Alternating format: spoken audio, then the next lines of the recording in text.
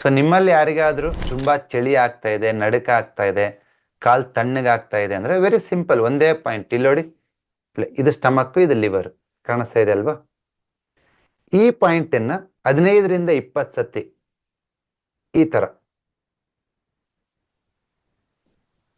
Pressure ಕೊಟ್ರೆ ಸಾಕು. Within 24 hours ಅಲ್ಲಿ ನಿಮ್ ಬಾಡಿ ಬೆಚ್ಚಗಾಗುತ್ತೆ. ಸರ್ ನನಗೆ ಆಲ್ರೆಡಿ ಈಟ್ ಇದೆ, ನೀವು ತೋರಿಸಿದ್ರೆ ಅಂತ ನಾನು ಪ್ರೆಸ್ ಮಾಡ್ಬಿಟ್ಟೆ, ನನಗೇನಾಗುತ್ತೆ ಸರ್ ಅಂತ. ಈಟಿಗೆ ಈಟ್ ಆ್ಯಡ್ ಆಗುತ್ತೆ.